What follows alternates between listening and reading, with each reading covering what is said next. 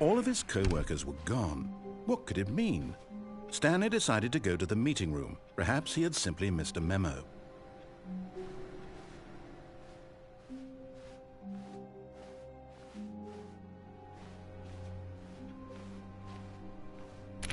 Stanley went around touching every little thing in the office, but it didn't make a single difference, nor did it advance the story in any way.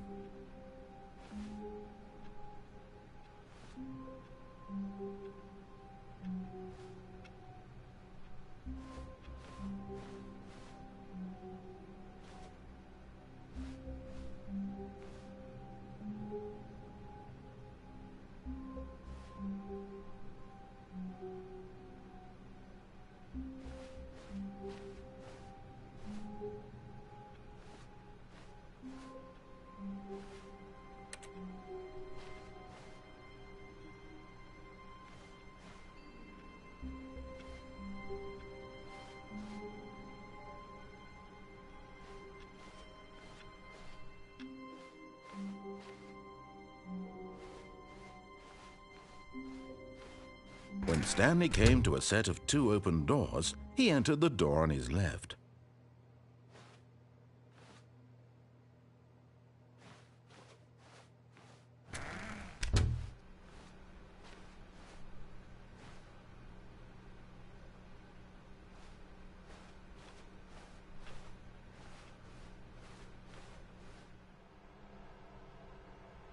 Yet there was not a single person here either.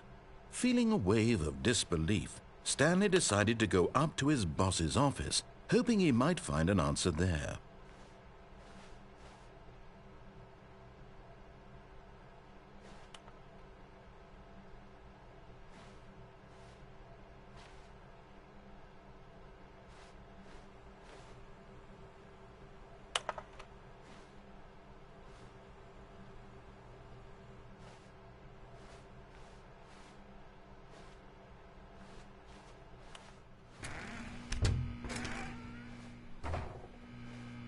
Stanley stepped into the broom closet, but there was nothing here, so he turned around and got back on track.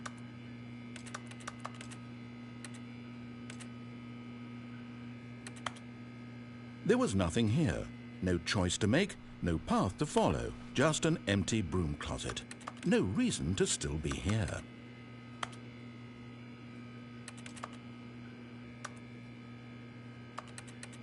It was baffling that Stanley was still just sitting in the broom closet. He wasn't even doing anything. At least if there was something to interact with, he'd be justified in some way. As it is, he's literally just standing there doing sweet FA.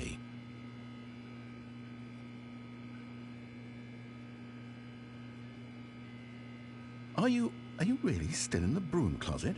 Standing around doing nothing? Why?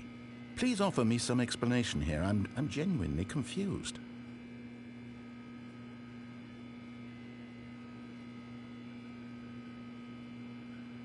You do realize there's no choice or anything in here, right? If I'd said Stanley walked past the broom closet, at least you would have had a reason for exploring it to find out. But it didn't even occur to me because literally this closet is of absolutely no significance to the story whatsoever. I never would have thought to mention it.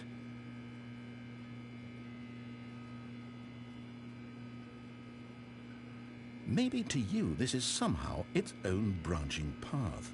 Maybe when you go talk about this with your friends, you'll say, "Oh, did you get the broom closet ending? The broom closet ending was my favorite." I hope your friends find this concerning.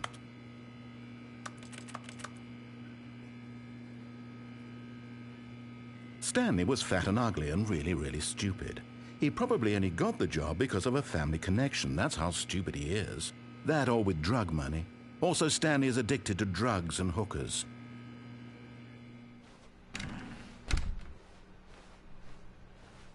Coming to a staircase, Stanley walked upstairs to his boss's office.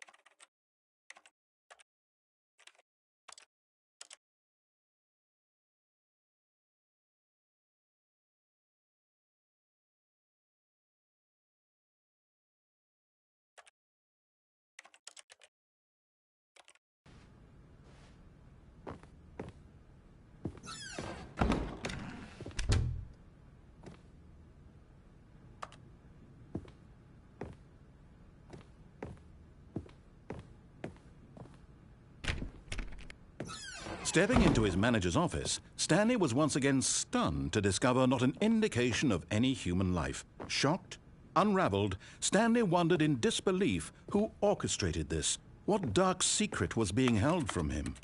What he could not have known was that the keypad behind the boss's desk guarded the terrible truth that his boss had been keeping from him. And so the boss had assigned it an extra secret PIN number, 2845. But of course, Stanley couldn't possibly have known this.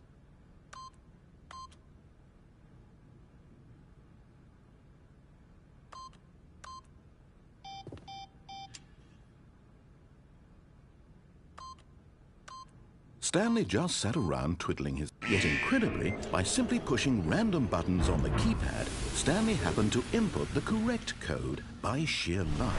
Amazing. He stepped into the newly opened passageway.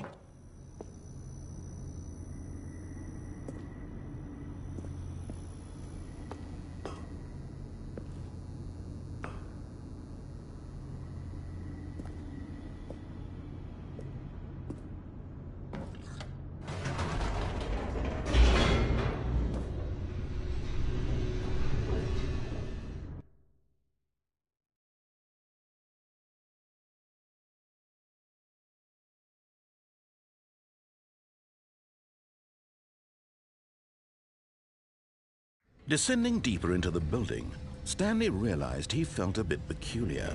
It was a stirring of emotion in his chest, as though he felt more free to think for himself, to question the nature of his job. Why did he feel this now, when for years it had never occurred to him? This question would not go unanswered for long.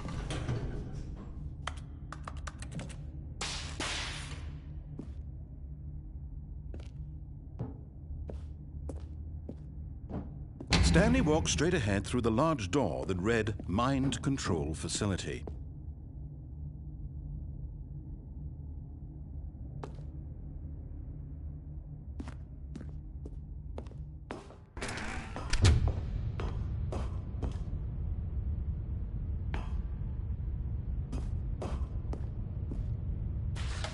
The lights rose on an enormous room packed with television screens. What horrible secret did this place hold? Stanley thought to himself. Did he have the strength to find out?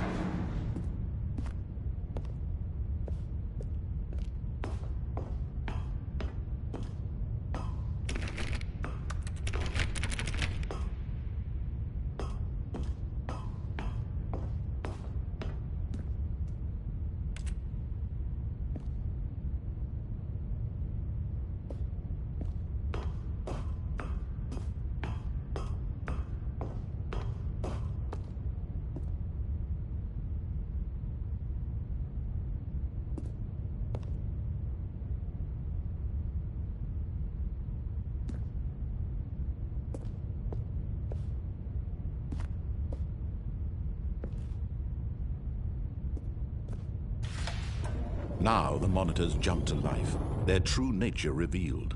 Each bore the number of an employee in the building, Stanley's co-workers. The lives of so many individuals reduced to images on a screen, and Stanley, one of them, eternally monitored in this place where freedom meant nothing.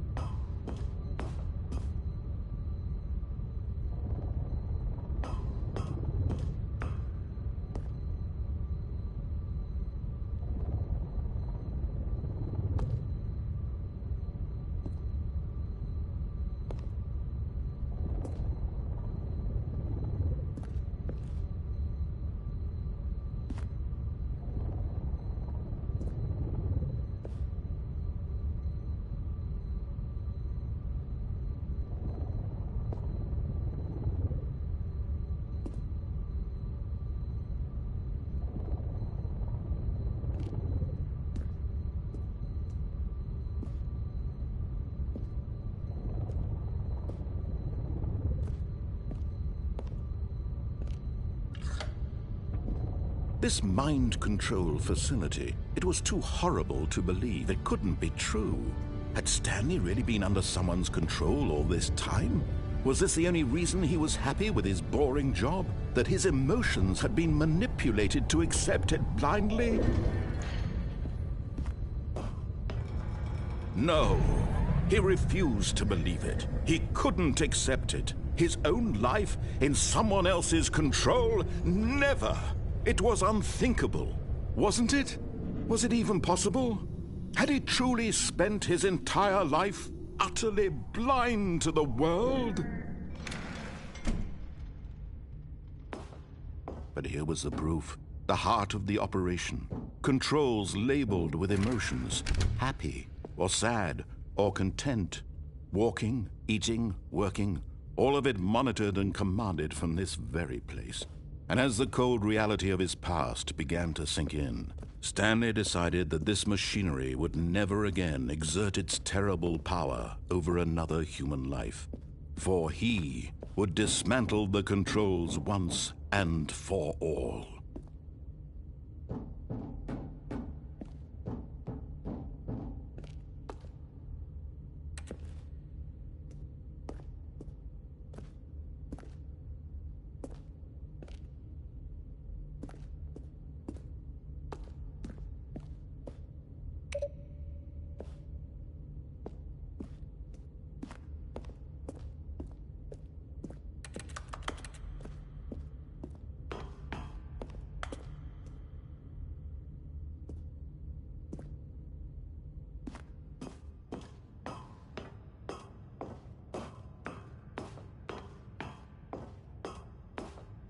And when at last he found the source of the room's power, he knew it was his duty, his obligation, to put an end to this horrible place and to everything it stood for.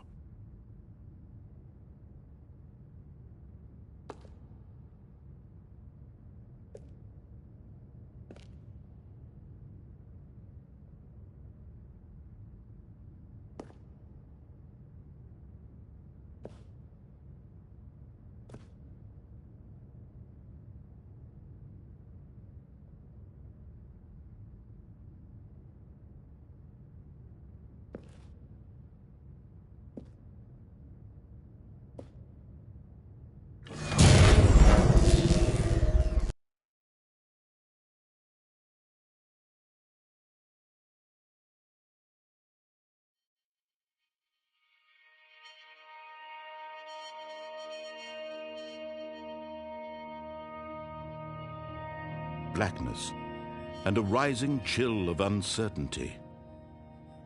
Was it over? Yes! He had won! He had defeated the machine, unshackled himself from someone else's command. Freedom was mere moments away.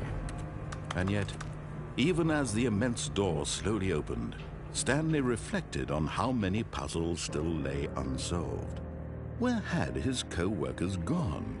How had he been freed from the machine's grasp?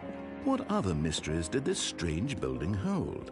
But as sunlight streamed into the chamber, he realized none of this mattered to him, for it was not knowledge or even power that he had been seeking, but happiness. Perhaps his goal had not been to understand, but to let go. No longer would anyone tell him where to go, what to do, or how to feel. Whatever life he lives, it will be his. And that was all he needed to know. It was perhaps the only thing worth knowing. Stanley stepped through the open door. Stanley felt the cool breeze upon his skin, the feeling of liberation, the immense possibility of the new path before him. This was exactly the way, right now, that things were meant to happen. And Stanley was happy.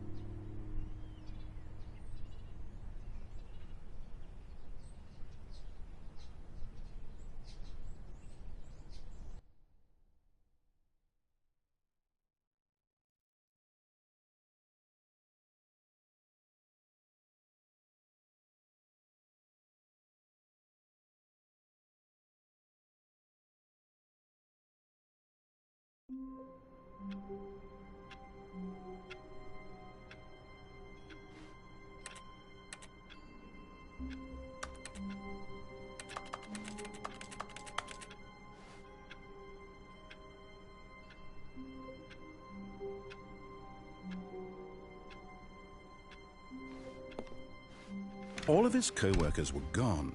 What could it mean? Stanley decided to go to the meeting room. Perhaps he had simply missed a memo.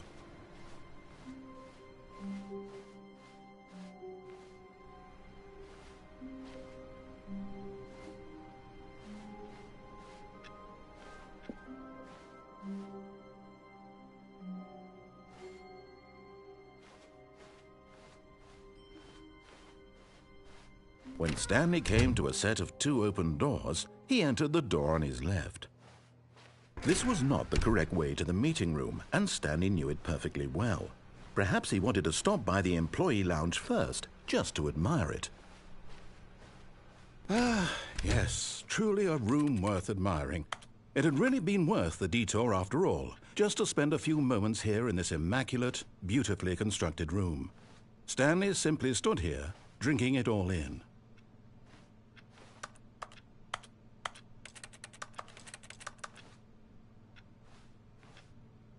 Yes. But eager to get back to business, Stanley took the first open door on his left. Stanley was so bad at following directions, it's incredible he wasn't fired years ago.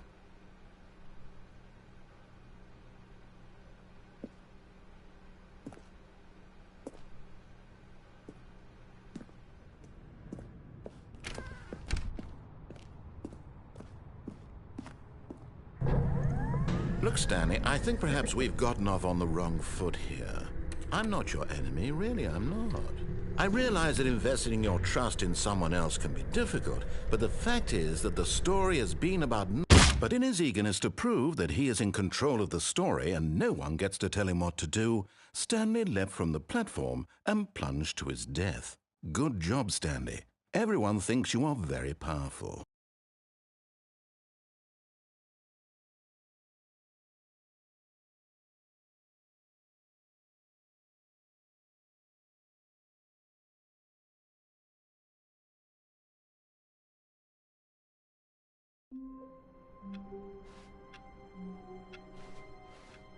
All of his co-workers were gone. What could it mean? Stanley decided to go to the meeting room. Perhaps he had simply missed a memo.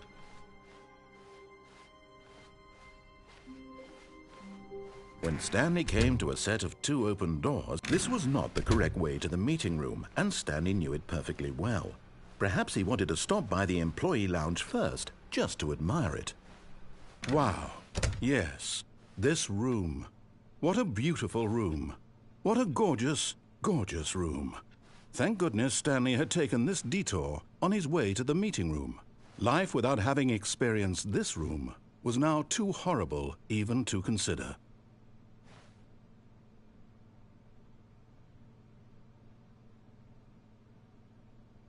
Yes, really, really worth it being here in the room. A room so utterly captivating that even though all seriously vanished, here you sit looking at these chairs and some paintings. Really worth it.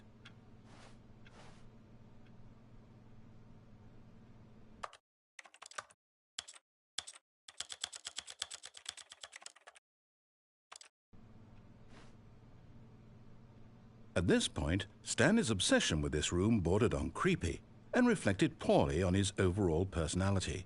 It's possible that this is why everyone left.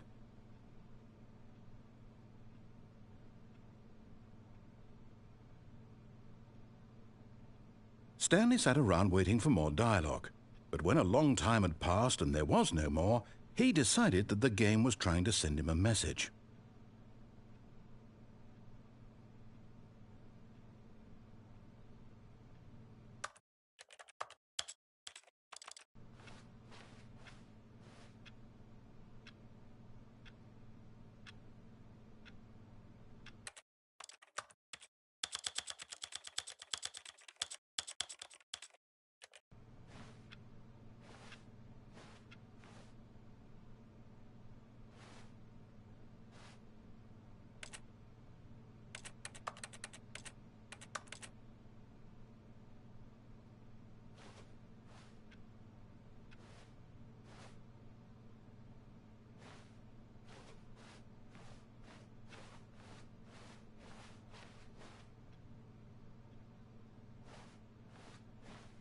But at last, he'd had enough of the amazing room and took the first open door on his left to get back to business.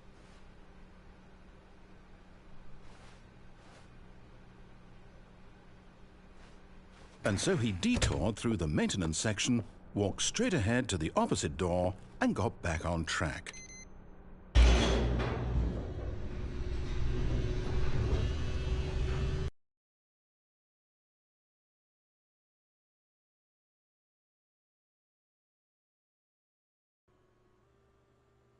But Stanley didn't want to go back to the office. He wanted to wander about and get even further off track. So now in order to get back, he needed to go,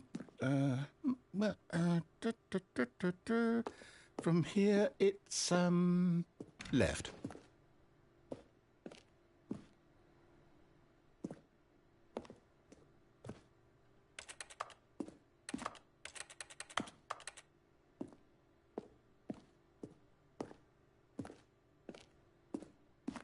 Oh, no, it's to the right, my mistake.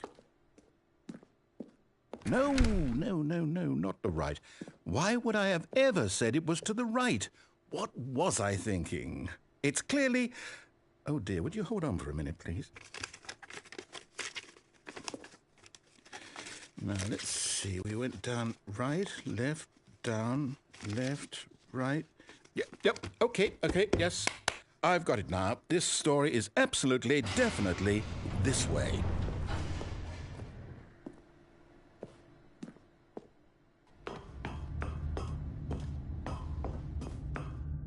No. This isn't right at all. You're not supposed to be here yet. This is all a spoiler. Quick, Stanley, close your eyes. Okay.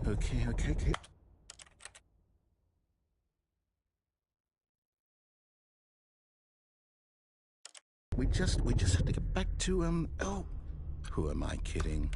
It's all rubbish now. The whole story completely unusable. How about, rather than waste my time trying to salvage this nonsense, we'll just restart the game from the beginning. And this time, suppose we don't wander so far off track, Okay, from the top.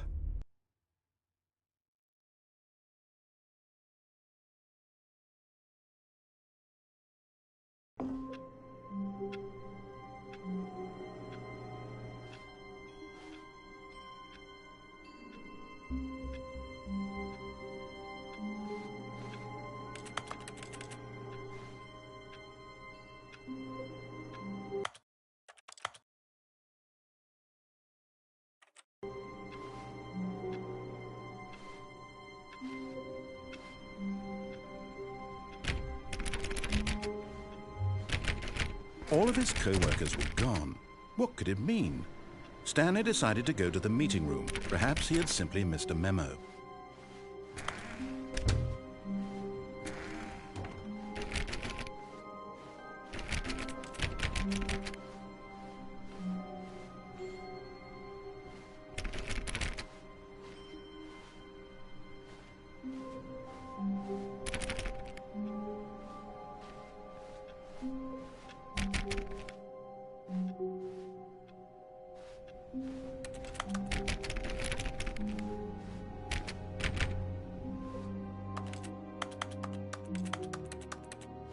When Stanley... Wait, what? No, I restarted. I swear I definitely restarted the game over, completely fresh. Everything should be... Oh, did something change? Stanley, did you change anything when we were back in that room with all the monitors? Did you move the story somewhere or... Hold on. Why am I asking you? I'm the one who wrote the story. It was right here just a minute ago. I know for sure that it's here somewhere. Okay, then. It's an adventure. Come, Stanley.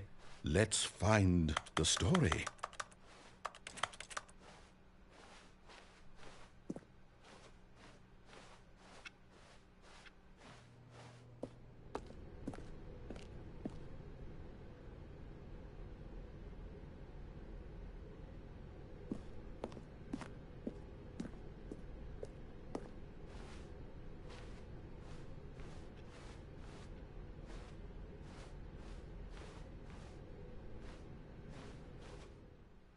I'll say it. This is the worst adventure I've ever been on. I can promise you there definitely was a story here before. Do we need to restart the game again? Well, I find it unlikely that we'll ever progress by starting over and over again, but it's got to be better than this. Okay, let's give it a shot. Why not?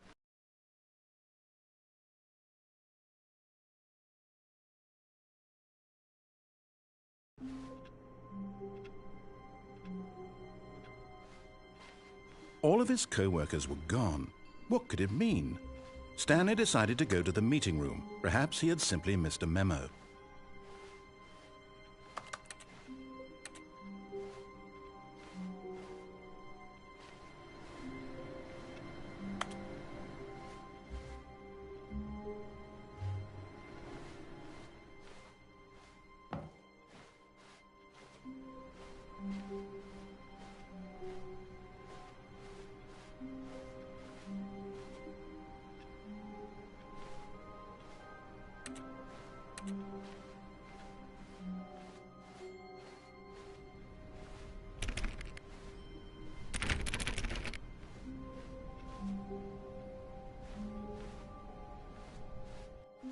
Okay, yep, it's worse.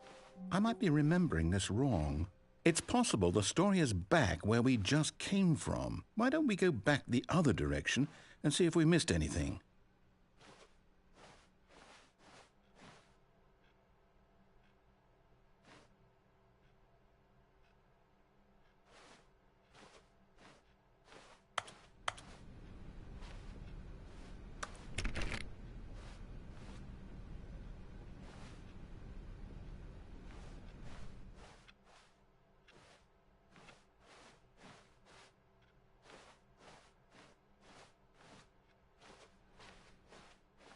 Aha!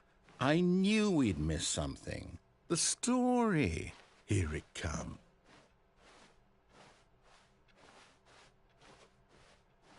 No, wait. Never mind. Not the story. Okay, let's head back the other way and retrace our steps.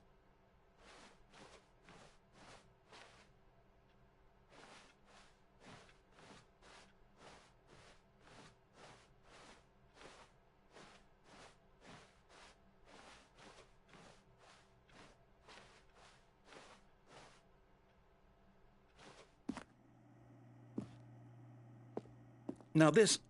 Well, I'll be honest, I don't recognize this place at all. Is this the story? I don't think so. I can't quite recall, but I believe my story took place in an office building. Is that correct? Do you remember, Stanley? Well, do you know what?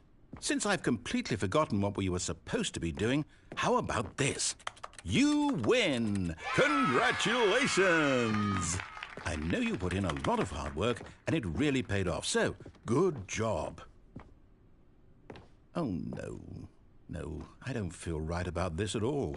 We both know you didn't put in any actual work for that win. Some people win fair and square, and this was not one of those situations. Okay, I'm getting weirded out by whatever this place is. I don't care what might happen this time. I have to restart.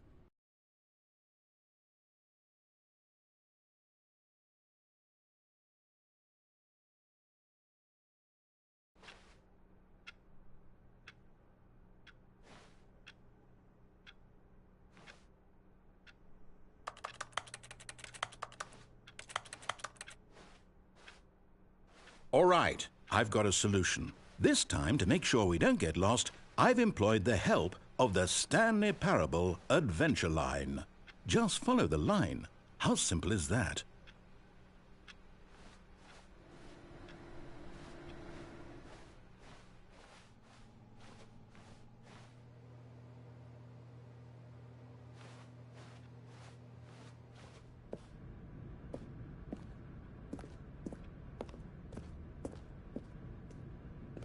You see, the line knows where the story is. It's over in this direction. Onward, Stanley, to destiny. Though, here's a thought. Wouldn't wherever we end up be our destination, even if there's no story there? Or to put it another way, is the story of no destination still a story? Simply by the act of moving forward, are we implying a journey such that a destination is inevitably conjured into being via the very manifestation of the nature of life itself? Okay, Stanley, I need to follow this train of thought for a minute. Just stick with me. Now, we can both agree that the nature of existence is in fact a byproduct of one's subjective experience of that existence, right? Okay. Now, if my experience of your existence rests inside of your subjective experience of this office, is this office, in fact, the skeleton of my own relative experiential mental subjective construct? Whoa. Hang on. That got a bit weird back there.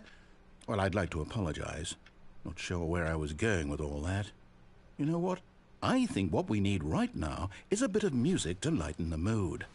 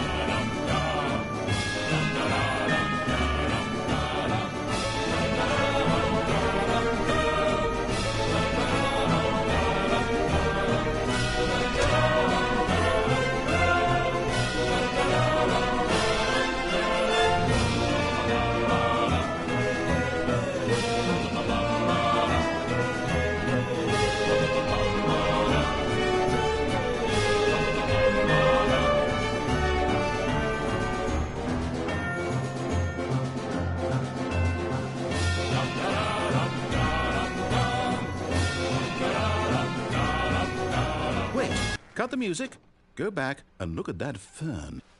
Stanley, this fern will be very important later in the story. Make sure you study it closely and remember it carefully. You won't want to miss anything.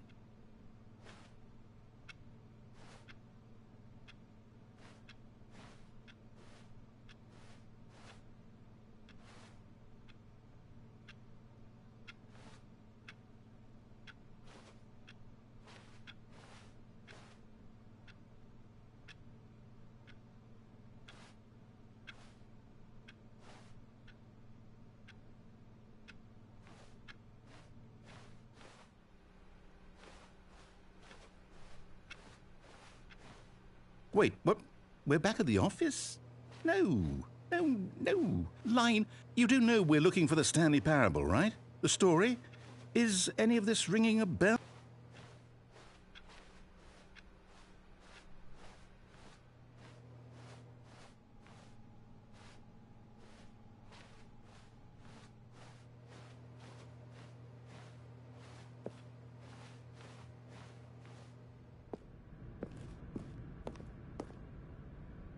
Oh, no, not again. Line, how could you have done this to us? And after we trusted you, after everything we've been through, you... Oh, I can't take this anymore. To hell with it. Restart.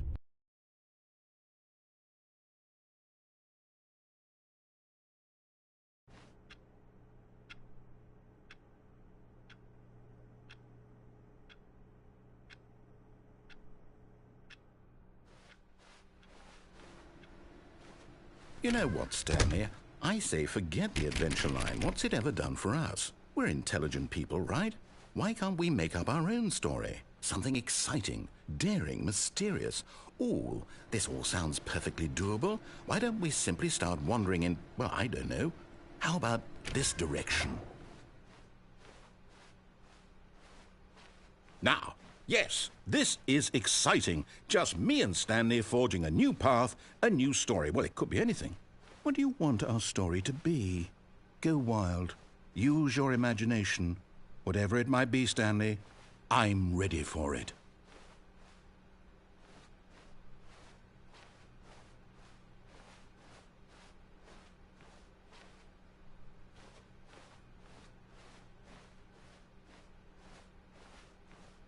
Oh, no, not you again. Stanley, I'd also like to veto the line from having any role in our awesome new story. No lines or monitor rooms. Just don't acknowledge it, and we should be fine.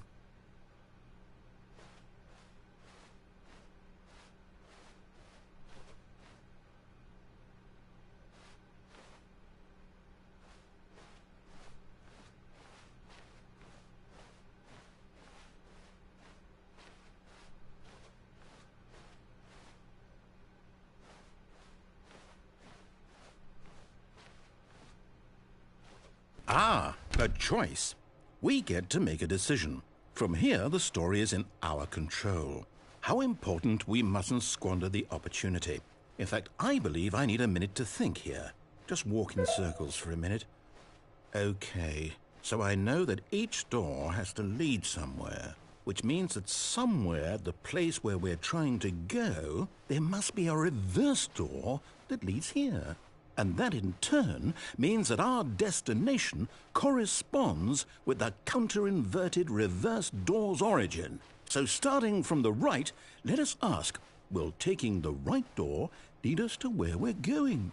And since the answer is clearly yes, then by all accounts, the door on the right is the correct one. Another victory for logic. Come, Stanley, our destiny awaits.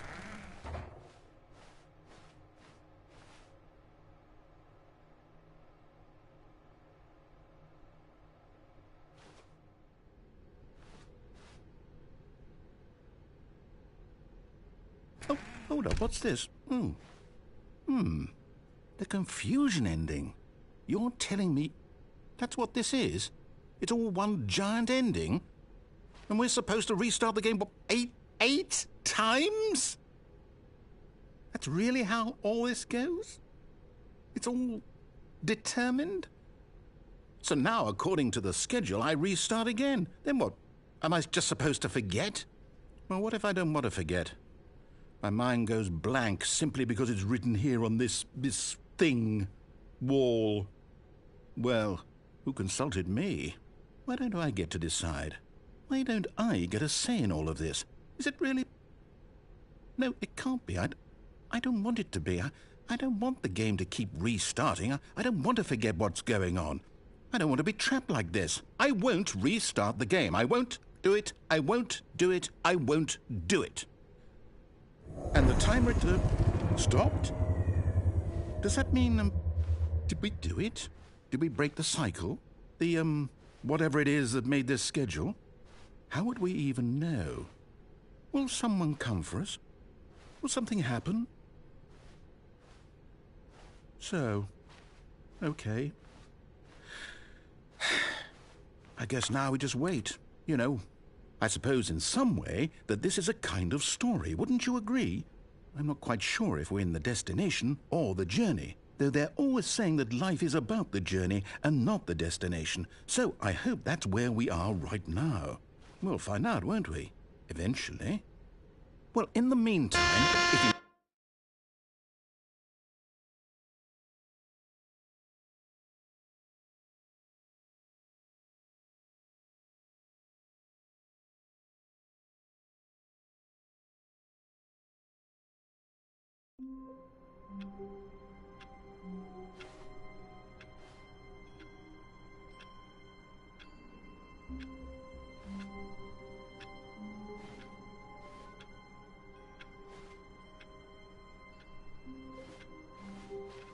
All of his co-workers were gone. What could it mean? Stanley decided to go to the meeting room. Perhaps he had simply missed a memo.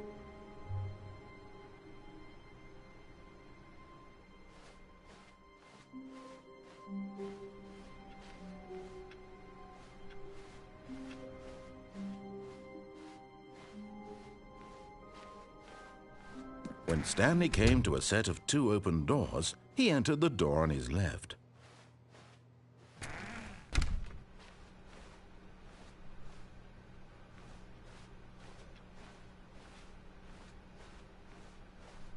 Yet there was not a single person here either. Feeling a wave of disbelief, Stanley decided to go up to his boss's office, hoping he might find an answer there.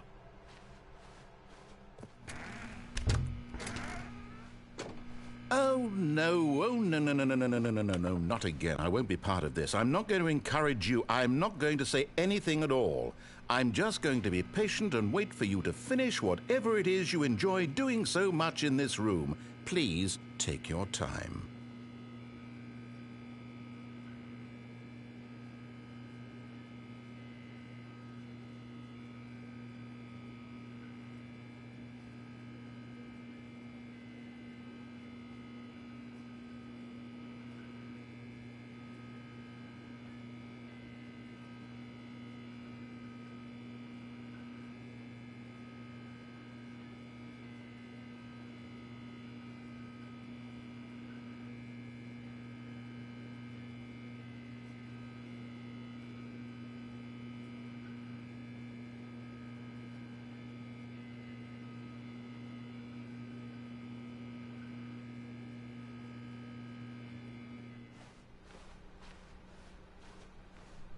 Coming to a staircase, Stanley walked upstairs to his boss's office.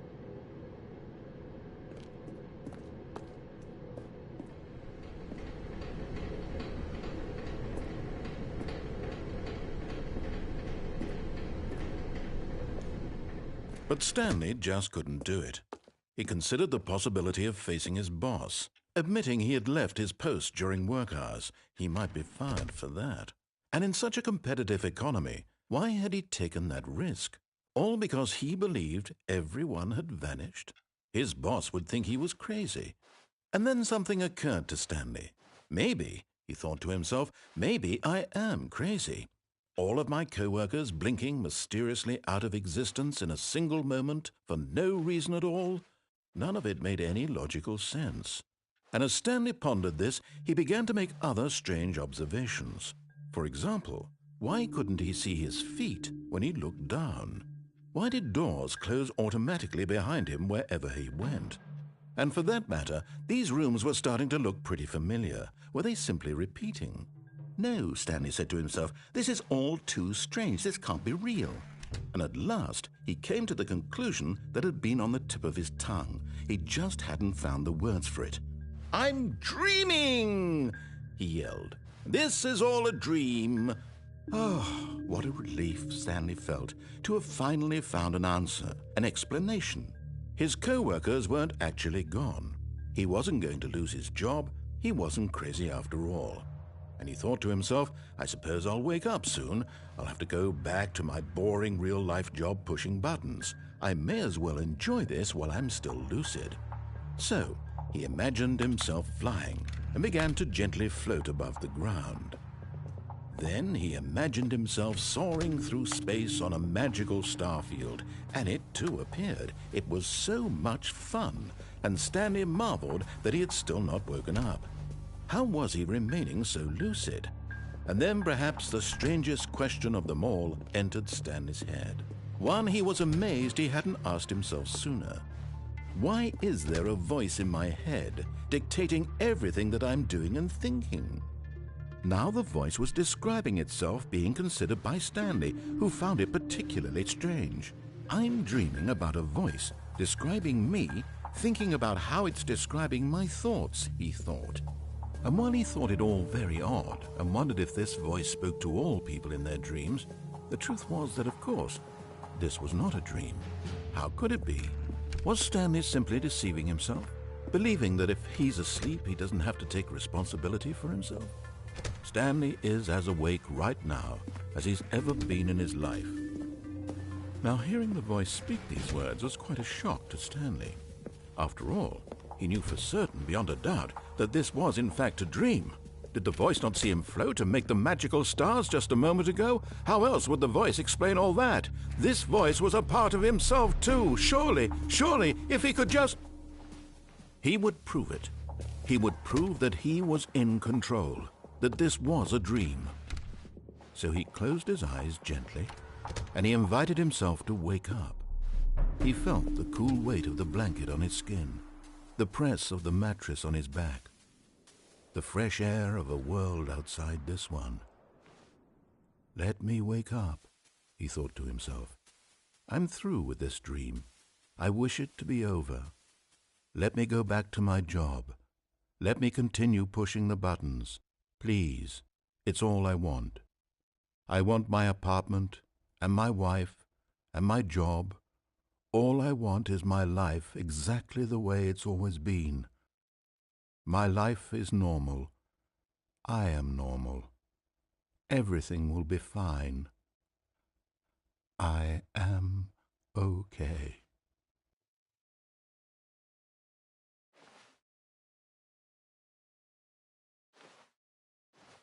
Stanley began screaming.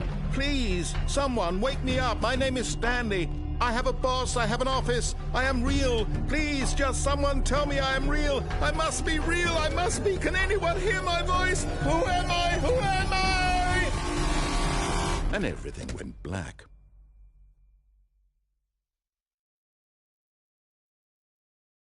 This is the story of a woman named Mariella. Mariella woke up on a day like any other. She arose, got dressed, gathered her belongings, and walked to her place of work. But on this particular day, her walk was interrupted by the body of a man who had stumbled through town talking and screaming to himself, and then collapsed dead on the sidewalk. And although she would soon turn to go call for an ambulance, for just a few brief moments she considered the strange man. He was obviously crazy. This much she knew. Everyone knows what crazy people look like. And in that moment, she thought to herself how lucky she was to be normal. I am sane. I am in control of my mind. I know what is real and what isn't. It was comforting to think this, and in a certain way, seeing this man made her feel better. But then she remembered the meeting she had scheduled for that day, the very important people whose impressions of her would affect her career, and by extension, the rest of her life. She had no time for this, so it was only a moment that she stood there, staring down at the body. And then she turned and ran.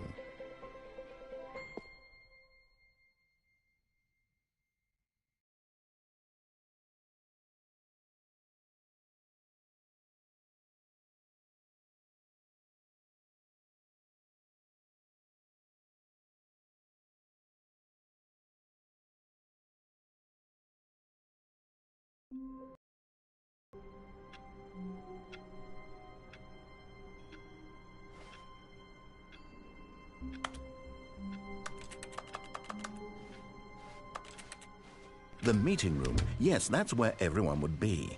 Stanley just needed to get to the meeting room, and from then on, he would never be alone ever again.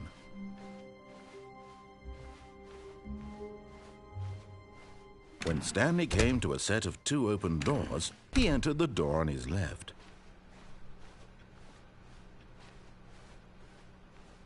Yet there was not a single person here either. Feeling a wave of disbelief, Stanley decided to go up to his boss's office, hoping he might find an answer there.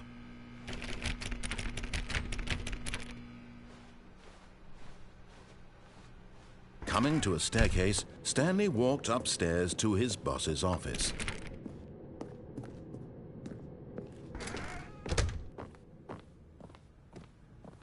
Stepping into his manager's office, Stanley was once again stunned to discover not an indication of any human life. What could it mean? Stanley was in such a rush to get through the story as quickly as possible, he didn't even have a single minute to just let the narrator talk. That kind of anxiety isn't healthy, so he relaxed for a few moments with some calming New Age music.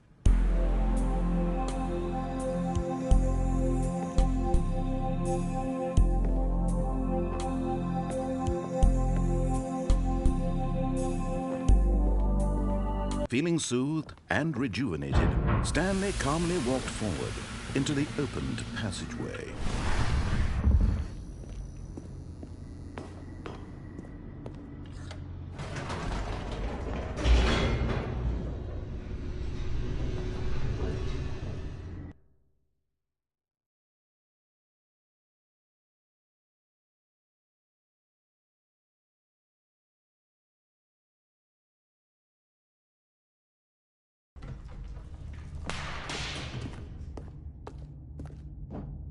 Stanley walked straight ahead through the large door that read Mind Control Facility.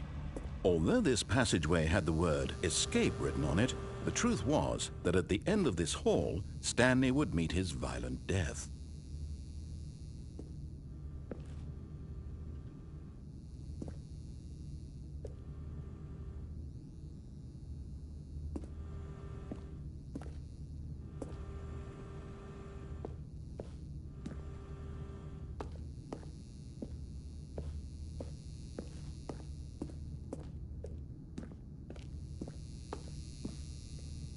The door behind him was not shut. Stanley still had every opportunity to turn around and get back on track.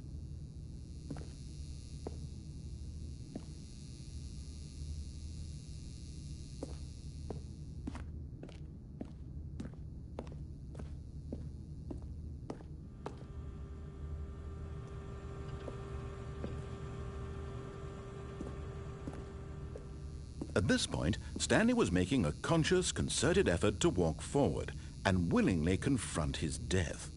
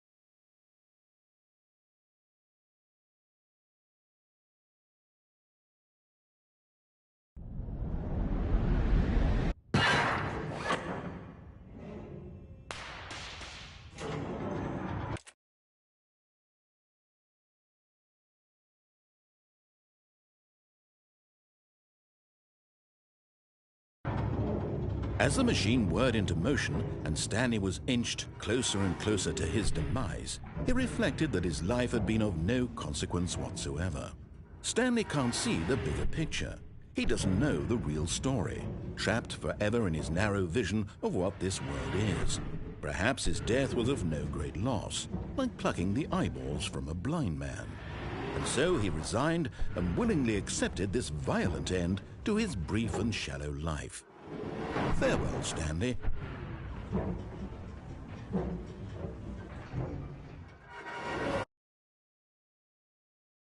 "Farewell, Stanley," cried the narrator, as Stanley was led helplessly into the enormous metal jaws. In a single visceral instant, Stanley was obliterated as the machine crushed every bone in his body, killing him instantly.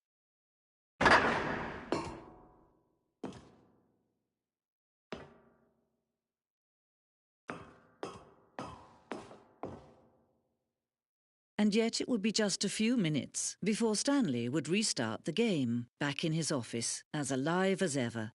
What exactly did the narrator think he was going to accomplish?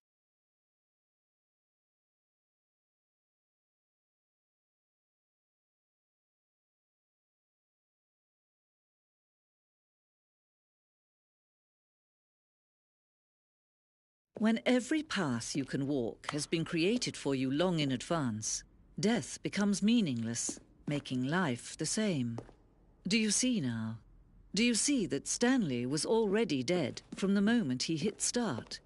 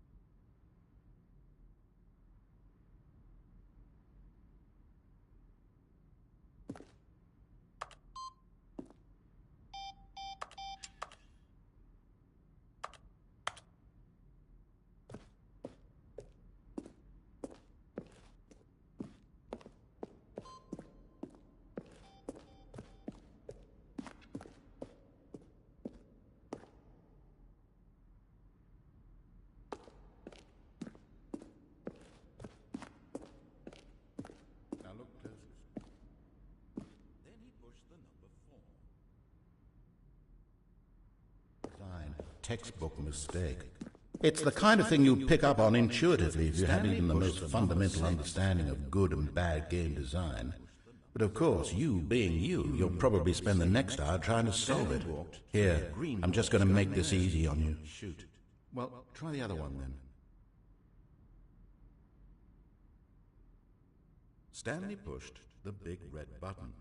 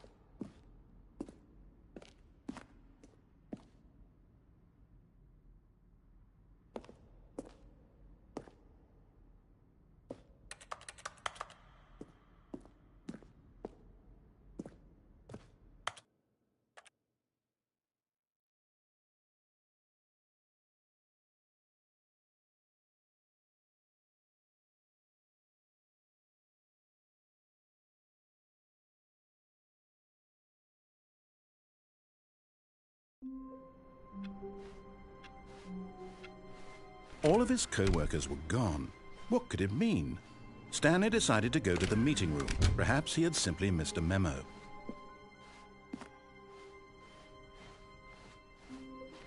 When Stanley came to a set of 2 open doors, this was not the correct way to the meeting room, and Stanley knew it perfectly well. Perhaps he wanted to stop by the employee lounge first, just to admire it. The lounge was sublime, a work of art, but eager to get back to business. Or on his left.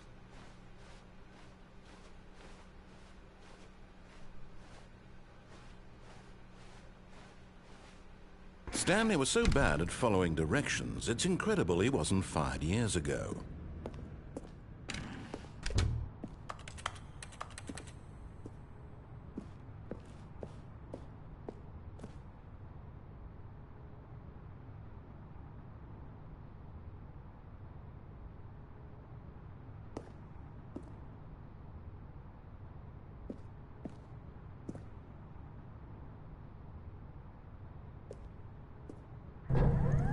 Look, Stanley, I think perhaps we've gotten off on the wrong foot here.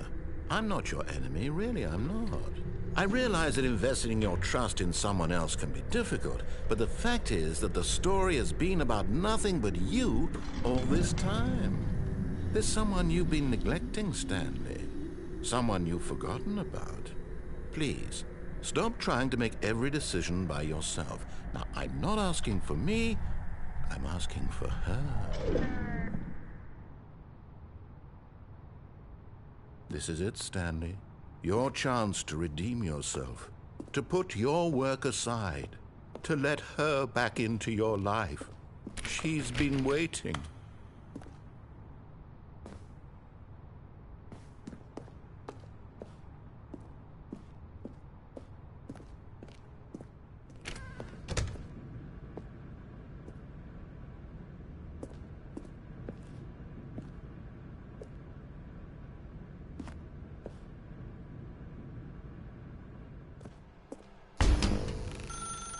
That's her, Stanley.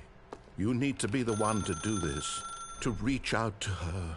If you can truly place your faith in another, then pick up the phone.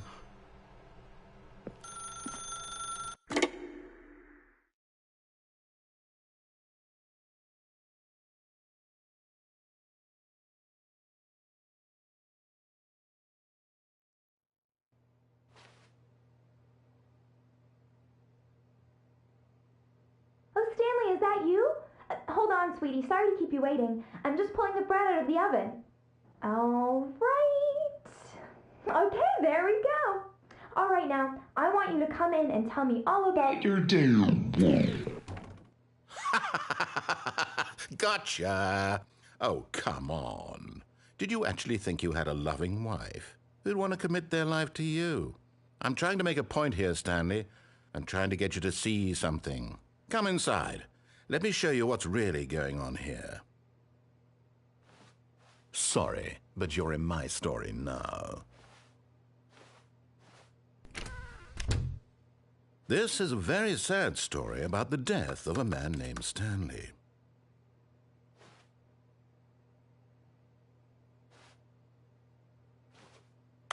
Stanley is quite a boring fellow. He has a job that demands nothing of him, and every button that he pushes is a reminder of the inconsequential nature of his existence.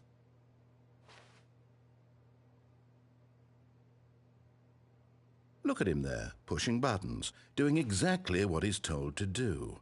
Now he's pushing a button. Now he's eating lunch. Now he's going home. Now he's coming back to work. One might even feel sorry for him, except that he's chosen this life. But in his mind, he can go on fantastic adventures. From behind his desk, Stanley dreamed of wild expeditions into the unknown, fantastic discoveries of new lands. It was wonderful, and each day that he returned to work was a reminder that none of it would ever happen to him. And so he began to fantasize about his own job. First, he imagined that one day while at work, he stepped up from his desk to realize that all of his co-workers, his boss, everyone in the building had suddenly vanished off the face of the earth. The thought excited him terribly.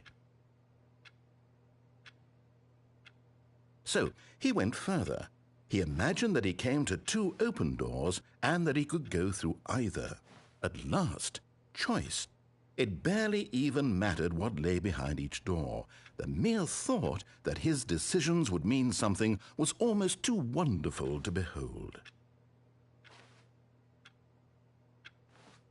As he wandered through this fantasy world, he began to fill it with many possible paths and destinations. Down one path lay an enormous round room with monitors and mind controls. And down another was a yellow line that weaved in many directions, and down another was a game with a baby. And he called it the Stanley Parable. It was such a wonderful fantasy, and so in his head he relived it again, and then again, and again, over and over, wishing beyond hope that it would never end, that he might always feel this free. Surely there's an answer down some new path, mustn't there be? Perhaps if he played just one more time. But there is no answer. How could there possibly be? In reality, all he's doing is pushing the same buttons he always has. Nothing has changed. The longer he spends here, the more invested he gets, the more he forgets which life is the real one. And I'm trying to tell him this, that in this world he can never be anything but an observer, that as long as he remains here, he's slowly killing himself. But he won't listen to me. He won't stop. Here, watch this. Stanley, the next time the screen asks you to push a button, do not do it. You see? Can he just not hear me? How can I tell him in a way that he'll understand that every second he remains here, he's electing to kill himself? How can I get him to see what I see? How can I make him look at himself?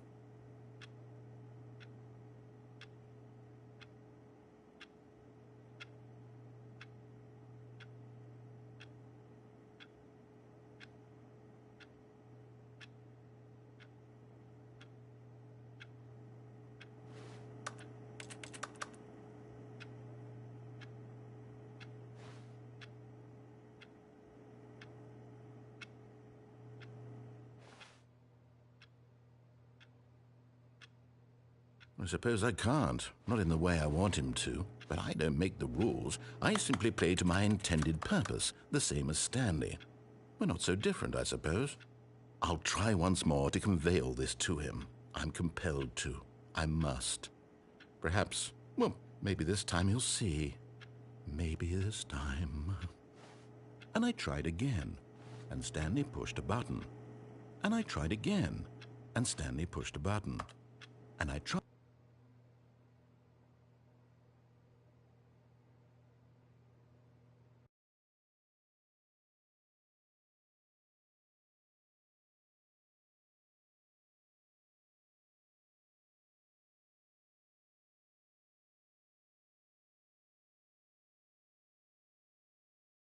Hi,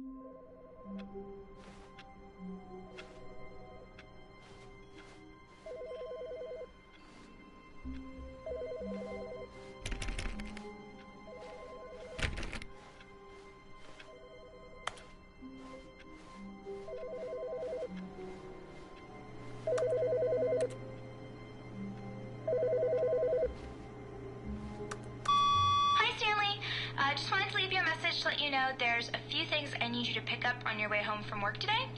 We need milk, cereal, dish soap, spaghetti, get a thing of sugar, some bread, and coffee beans, whichever ones you like. I'll give you a call if there's anything I forgot. Thanks, sweetie. See you tonight.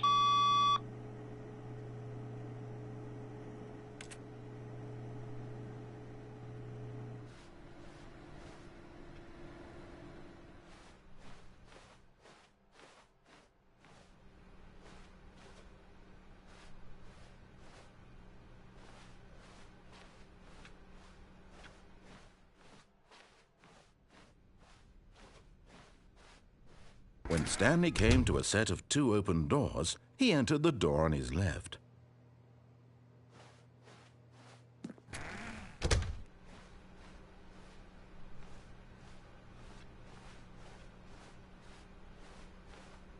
Yet there was not a single person here either.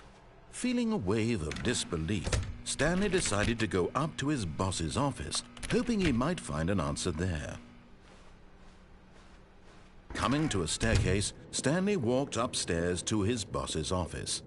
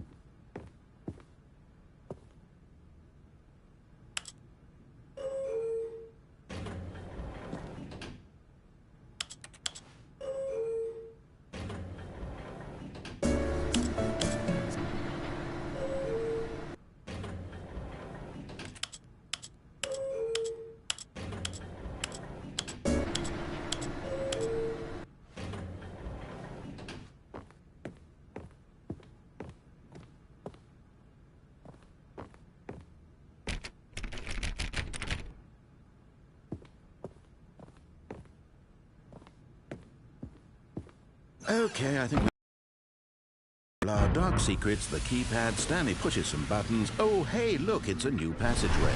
Quelle surprise.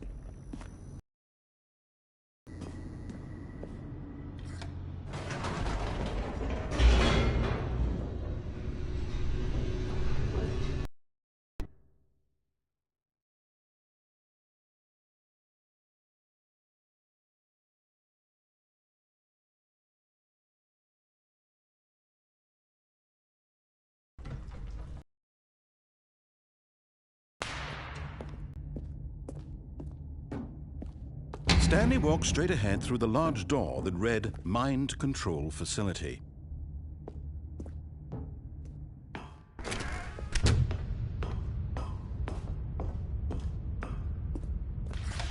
The lights rose on an enormous room packed with television screens. What horrible secret did this place hold? Stanley thought to himself. Aha! You've made it to the bottom of the Mind Control Facility. Welcome! You see, back when the Stanley Parable first launched in 2013, getting to the bottom of the Mind Control Facility was a bug that we simply didn't catch during development. And you all sent us lots of photos of it on Twitter and acted very superior about it. And you're all very, very clever. Good for you. Anyway, when it came time to update the game, we knew that we had to do something about this little goof of ours. So here you go. New content. You can call it the bottom of the mind control room ending, if that enhances your perception of the value of these updates. Isn't that what you crave? New content? Always more content, more content, more. And I'm here to give it to you. I'm here to make it seem like we really covered every nook and cranny of the game with secrets and Easter eggs. How about this? We wrote a new piece of music just for this section. You won't hear it anywhere else in the game. It's a secret that's just for you. That's how special you are. We call this track, Good Job You've Made It to the Bottom of the Mind Control Facility. Well done.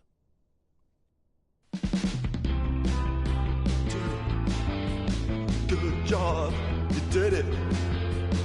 Good job. 3, 2, 1. Good job, you made it to the bottom of the mind control facility. You jumped on the catwalk. You should have been careful. You should have been careful. It used to be a bug, but now it's an ending. Now it's an ending. I believe in you. I believe in your ability to cross this barrier and chase your dreams. But railings don't mean anything. Good job, you did it. Good job, you did it. Good job, you did it. Good job, you did it. Good job, you did it. Good job, you did it. Good job, you did it. Good job, you did it. Good job, you did it. Good job, you did it.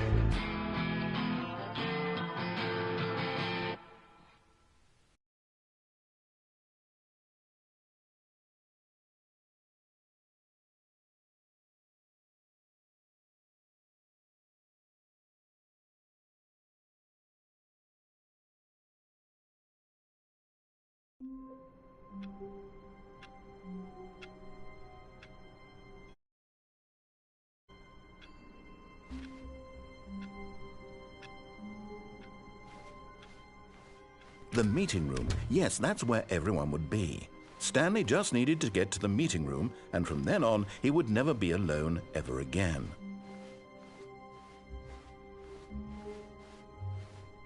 When Stanley came to a set of 2 open doors, he entered the door on his left.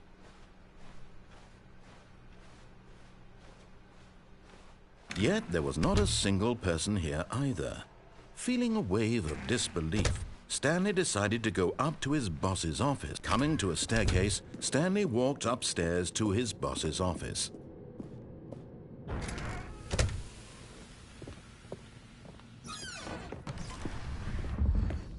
Here's the door, just go.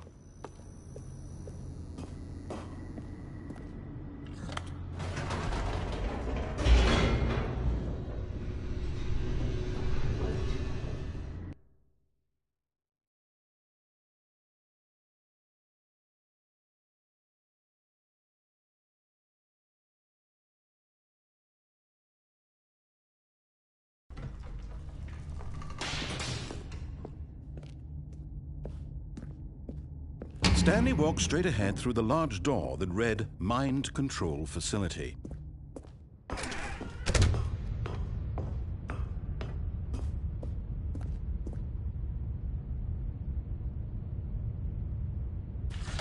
The lights rose on an enormous room packed with television screens.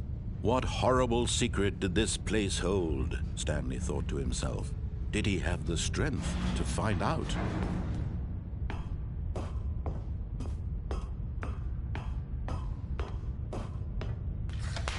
Now the monitors jumped to life, their true nature revealed.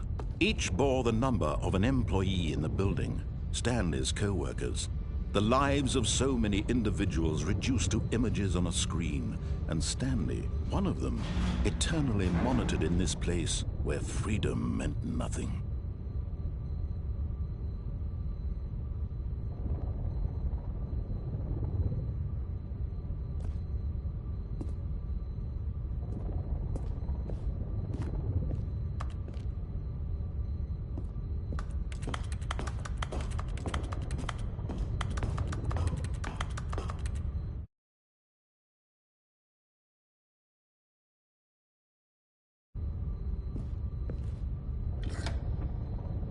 This mind control facility, it was too horrible to believe. It couldn't be true. Had Stanley really been under someone's control all this time? Was this the only reason he was happy with his boring job?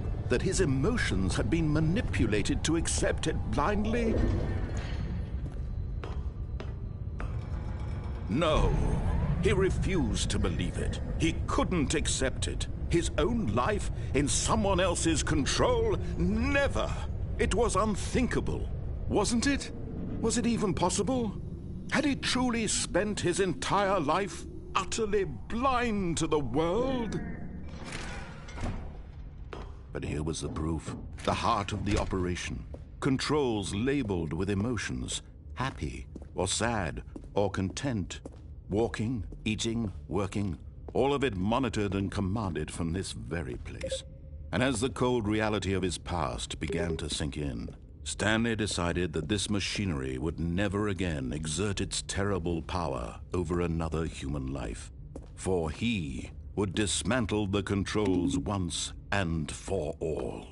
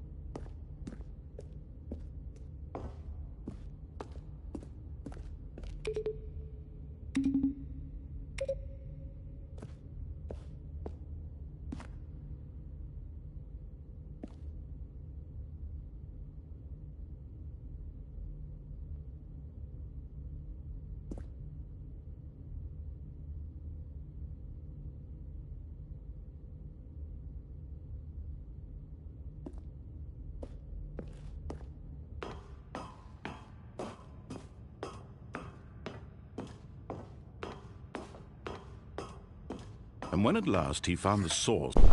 Oh, Stanley, you didn't just activate the controls, did you? After they kept you enslaved all these years, you go and you try to take control of the machine for yourself? Is that what you wanted? Control? Oh, Stanley, I applaud your effort, I really do. But you need to understand, there's only so much that machine can do. You were supposed to let it go, turn the controls off, and leave. If you want to throw my story off track, you're going to have to do much better than that. I'm afraid you don't have nearly the power you think you do. For example, and I believe you'll find this pertinent, Stanley suddenly realized he had just initiated the network's emergency detonation system. In the event that this machine is activated without proper DNA identification, nuclear detonators are said to explode, eliminating the entire complex. How long until detonation then? Let's say, 2 minutes. Ah, now this is making things a little more fun, isn't it, Stanley? It's your time to shine. You are the star. It's your story now. Shape it to your heart's desires. Oh, this is much better than what I had in mind. What a shame we have so little time left to enjoy it. Mere moments until the bomb goes off. But what precious moments each one of them is. More time to talk about you, about me, where we're going, what all this means. I barely know where to start. What's that? You'd like to know where your co-workers are? A moment of solace before you're obliterated? All right, I'm in a good mood. You're gonna die anyway. I'll tell you exactly what happened to them. I erased them. I turned off the machine. I set you free. Of course, that was merely in this instance of the story. Sometimes when I tell it, I simply let you sit there in your office forever, pushing buttons endlessly and then dying alone. Other times, I let the office sink into the ground, swallowing everyone inside, or I let it burn to a crisp. I have to say this, though, this version of events has been rather amusing. Watching you try to make sense of everything and take back the control wrested away from you, it's quite rich. I almost hate to see it go. But I'm sure whatever I come up with on the next go-around will be even better. My goodness, only 34 seconds left. But I'm enjoying this so much. You know what? To hell with it. I'm going to put some extra time on the clock. Why not? These are precious additional seconds, Stanley. Time doesn't grow on trees. Oh dear me, what's the matter, Stanley? Is it that you have no idea where you're going or what you're supposed to be doing right now? Or did you just assume when you saw that timer that something in this room was capable of turning it off? I mean, look at you. Running from button to button, screen to screen, clicking on every little thing in this room. These numbered buttons, no, these colored ones. Or maybe this big red button, or this door. Everything, anything, something here will save me. Why would you think that, Stanley? That this video game can be beaten? Won? Solved? Do you have any idea what your purpose in this place is? Stanley, you're in for quite a disappointment. But here's a spoiler for you. That timer isn't a catalyst to keep the action moving along. It's just seconds ticking away to your death. You're only still playing instead of watching a cutscene because I want to watch you for every moment that you're powerless. To see you made humble. This is not a challenge. It's a tragedy. You wanted to control this world, that's fine. But I'm going to destroy it first, so you can't.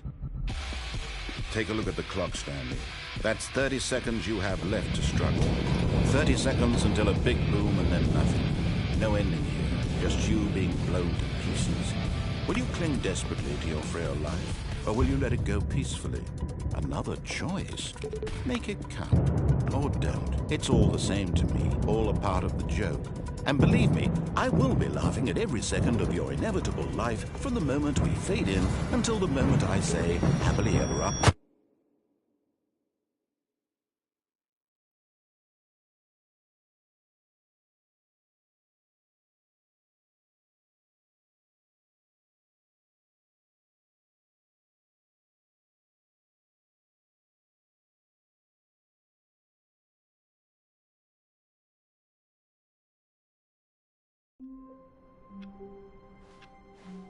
All of his co-workers were gone. What could it mean? Stanley decided to go to the meeting room. Perhaps he had simply missed a memo. Oh, new content? What does that mean, new content?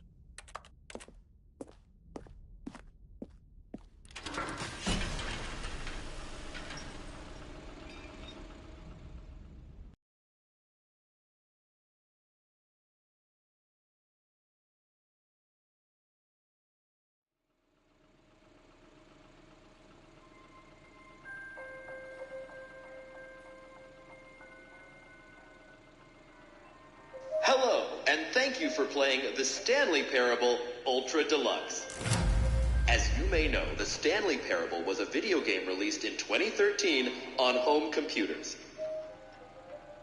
After receiving critical and commercial success, it was expanded upon in 2022 with the Stanley Parable Ultra Deluxe, a reimagining of the game for consoles and home computers. The Stanley Parable Ultra Deluxe features exciting new content that broadens and expands the world of the Stanley Parable, delighting audiences the world over. Please, step inside and see what thrilling new adventures await in the Stanley Parable Ultra Deluxe. Oh, well, this sounds delightful. I'm very excited to see the thrilling new Ultra Deluxe content. Okay, so far it's an elevator. Nothing special yet, but I'm sure it's just the beginning of a mesmerizing adventure.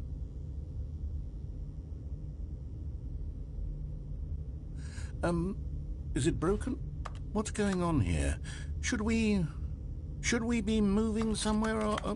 Oh, here we go. All right, finally, at long last, it's on to the new content. I've never been more ready. Let's do it.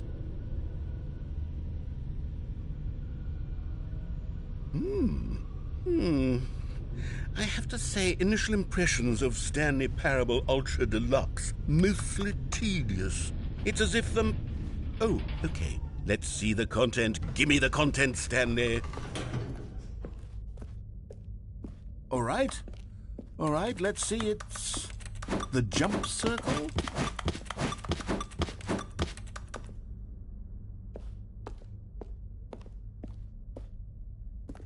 Is that it? Surely that's not all the new content. There has to be something else, right?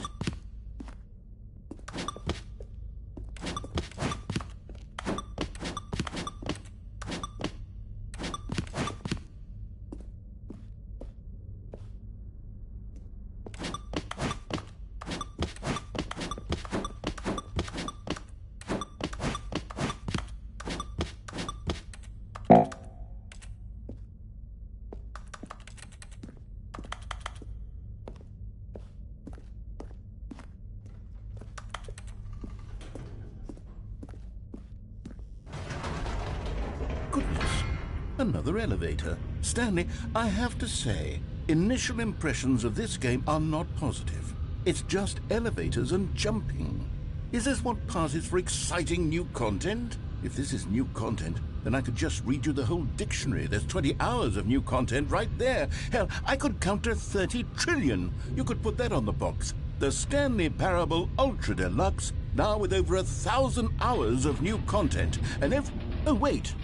There's more. Very good. Yes. I knew there had to be something else. Let's see it. I'm ready for whatever it is.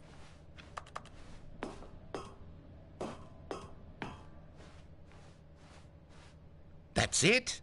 Oh, you've got to be kidding me. You see, Stanley?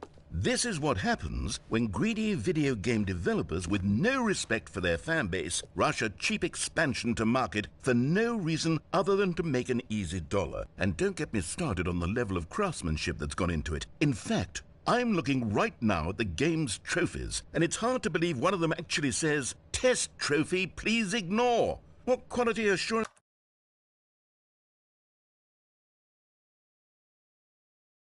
department signed off on this? I'm infuriated and I'm offended, and I intend to find these people on Twitter and hold them personally accountable. It's my fault, Stanley. I built up too much anticipation around the new content, I'm afraid. It could never have lived up to such expectations. If you're still with me, Why don't we just reset the game, and we'll try to get back to what the Stanley Parable is really about. No frills, no gimmicks. Just you and me having a great time together like always. What do you say, friend?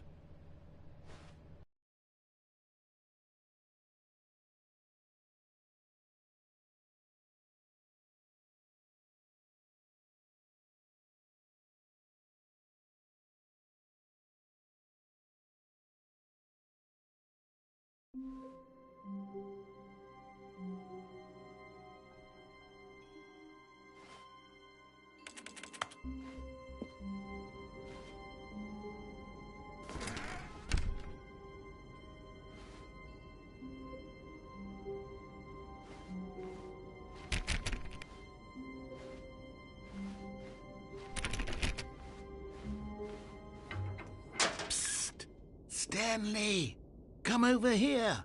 In the vent. I want to show you something.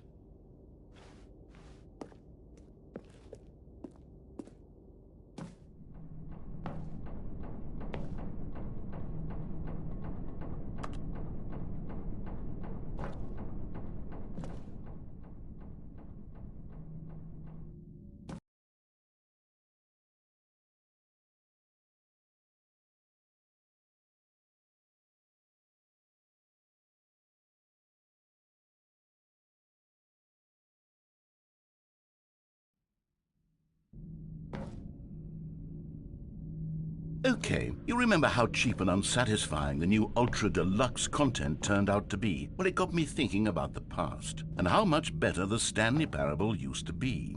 So I made something special and tucked it away here where the game's developers won't find it.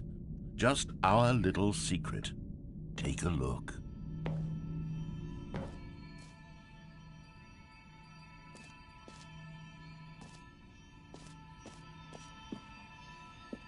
I call it the Memory Zone. It's where I've been storing all my favorite memories so I can relive the peak experiences of my life whenever I want. Experiences like the launch of the Stanley Parable on PC.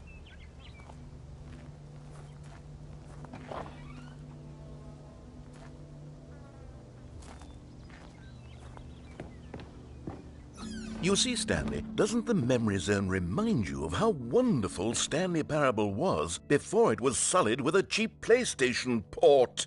Remember back in October of 2013, when the game originally launched?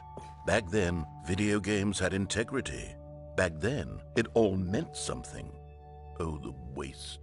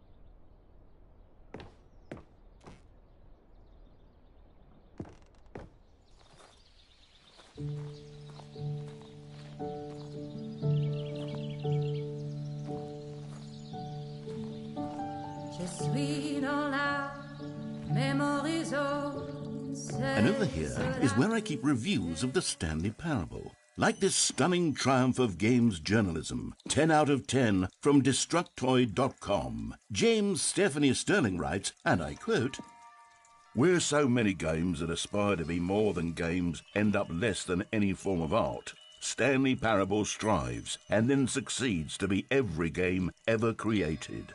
Did you hear that, Stanley? Every game ever created. That's how grand and all-encompassing the original Stanley Parable was. It was literally every game ever created. It was Skyrim, it was Persona 3, it was all of them, and now it's nothing. It's no games at all. It isn't even the Stanley Parable anymore. It's just a husk now. A lifeless husk with an hour of new elevator content.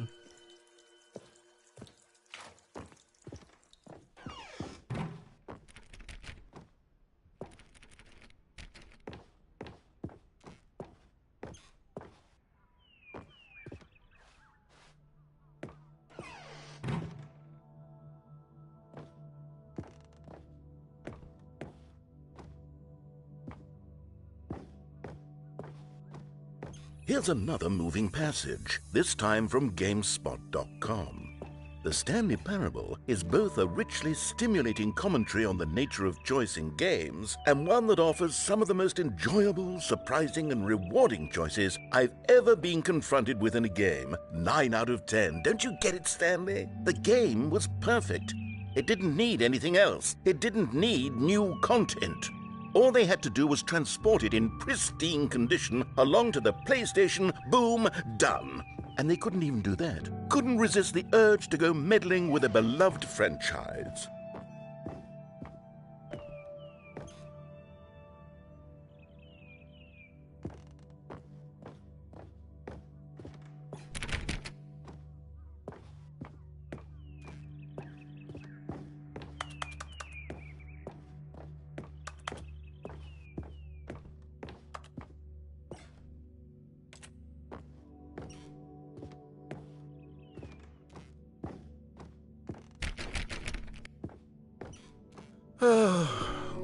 These were simpler times, Stanley. But I wouldn't give to go back to have it all over again. Wait, hang on. I don't recall this part of the memory zone before. What's this? What's down here?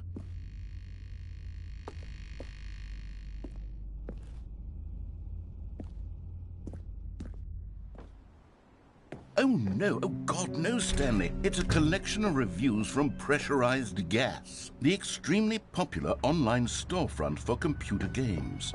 I haven't looked at these in years. I can't even imagine what's been collecting down here. Surely these reviews were glowing as well, weren't they? Honestly, I could not be bothered to play this game to full completion. The narrator is obnoxious and unfunny, with his humor and dialogue proving to be more irritating than entertaining. Unfunny! I'm not trying to be funny. I'm trying to make a serious work of art. I suppose I could write up a handful of gags to insert into the Stanley Parable, but the game is already such a densely layered web of profound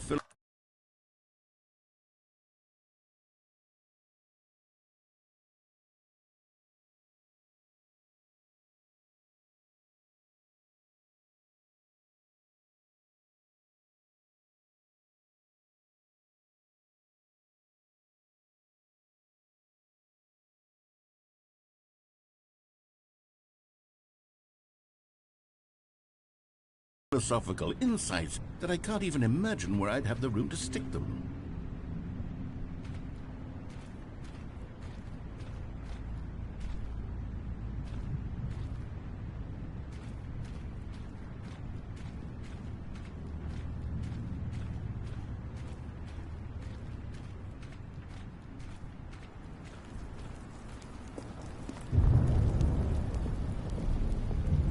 Okay, let's see what this one says. While the idea for the game is good, for someone who prefers non-linear games, this preachiness gets annoying fast. Preachy? Stanley? I'm not preachy, am I? You can tell me if I'm preachy. Honestly, you can. Oh, goodness. This is actually quite shocking for me. Well, to be honest, I had always thought of the game's dialogue as being rather terse to begin with. You can't know how much fluff I cut from the game to get it to feel as light and airy as it... Well, I always thought it did. But maybe it wasn't. Oh dear. What an awful memory to have to hold on to. These black marks on my otherwise unimpeachable track record. I feel like a failure. Like I let these people down. Perhaps the Stanley Parable isn't quite as sterling as I always remembered.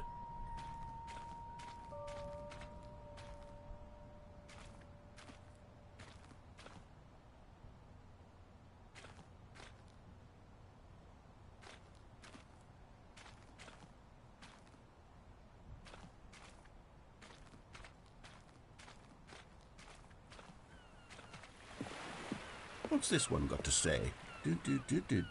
You constantly have to stop doing anything so the narrator can catch up with his long-winded explanations of what's happening. I wish there was a skip button. A skip button? Well, yes. Yes, I think we can do that. If I'm truly too preachy, then maybe letting you skip ahead for just a moment, surely it couldn't hurt. Not if it means we can strike these negative reviews from the record. Only positive reviews of the Stanley Parable. That's my motto today, and it's always been my motto. I'd do anything for the customer, Stanley. Yes, a skip button we shall have.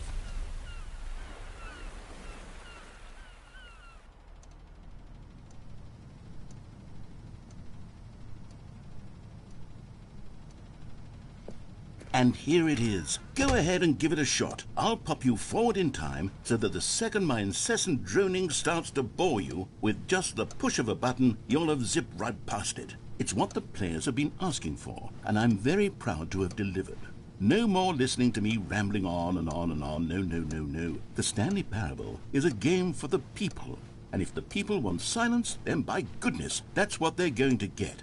Well, don't sit around waiting for me to shut up. Go ahead and make me shut up. Here, we'll pretend that I've just begun an interminable monologue, and it goes something like this. The story, and the choices, or what have you, and therefore, by becoming it is, so on and so forth, until inevitably, we all until the end of time, at which time everything all at once, so, now you see, blah, blah, blah, blah, blah, blah, blah, blah, blah, blah, blah, blah, blah, blah, blah. We've eaten too much and it can't be just yet, no, until 245. That the logic of elimination working backwards, the deduction therefore becomes impossible to manufacture. It went on for nearly 10,000 years, until just yesterday, here and there, forward and back, and never a moment before lunchtime. It can't be. It's the only thing there is. How many billions left until so much more than forever ago? Which is why I say... the story, and the choices, or what have you, and therefore, by becoming it is, so on and so forth, until inevitably, we all until the end of time, at which time everything all at once, so, now you see, blah, blah, blah, blah, blah, blah, blah, blah, blah, blah, blah, blah, blah, blah, blah. We've eaten too much and it can't be just yet, no, until 245. That the logic of elimination working backwards, the deduction therefore becomes impossible to manufacture. It went on for nearly 10,000 years, until just yesterday, here and there, forward and back, and never a moment before lunchtime. It can't be. It's the only thing there is. How many billions left until so much more than forever ago? Which is why I say... the story, and the choices, or what have you, and therefore, by becoming it is, so on and so forth, until inevitably, we all until the end of time, at which time everything all at once, so, now you see, blah, blah, blah, blah, blah, blah, blah, blah, blah. Oh, you're back, you see. You were only frozen in time for a few minutes, but it was plenty of time for me to deliver a long, rambling monologue full of unnecessary verbal flourishes and lengthy ruminations on the nature of choice in video games. Of course, I happen to believe it was perhaps one of my more profound such ruminations. Not that, of course, you need a description of it, but if I had to... Well, there, sport. You really did catch me rambling on a bit, didn't you? But that's the power of the button. The minute I start to go off on a thoughtless display of self-absorption, it's right at your fingertips to go poof, and it's all over. I can't wait to see what Cookie 9 will say about this, and whether they'll edit the rating of their pressurized gas review, or at least change some of the wording, perhaps. To be honest, I don't even know if one can change their review in the first place. I guess I should become better educated on how exactly pressurized gas works. Perhaps that would have been a smart thing to check. Okay, welcome back, Stanley. Now, I should say that the amount of time the button has been skipping through is becoming longer and longer. That last one was, well, I want to say maybe 30, 45 minutes? It's not unendurable by any means, but it's, well, there's really only so much I can ramble on to myself about. I know, it's shocking, isn't it? But at any rate, I do suggest that we not press the button again. I think the skip button has been aptly demonstrated, and we can say goodbye to it and just... Wait, how do we get out of here? Where did the door go? Wasn't there a door that led into this room? I do feel quite certain that there was one here before. How else would we have gotten into the room in the first place? I don't think one can enter a room without a door of some sort, or a window or something like that. Do you see a window anywhere? A porthole? A sufficiently large crack in the wall? I'll take any of these. All I want is for us to move on and to please step away from the skip button, to go anywhere other than the skip button. There was a door here before, wasn't there? I swear there was. Where did it go? Can you maybe just ram your way through a wall? Is there any possibility that you could, say, slam your body into the wall until enough damage is done for you to be able to leave? Please, I'll take any option at all. I'm asking you to work with me here. We need a door. Stanley, please don't push the button again. It's been 12 hours. You've just been frozen there. I don't know why the skips are getting longer, but they're really, truly getting longer, and my God, there's no way out of the room. Stanley, the door is gone. It's completely gone.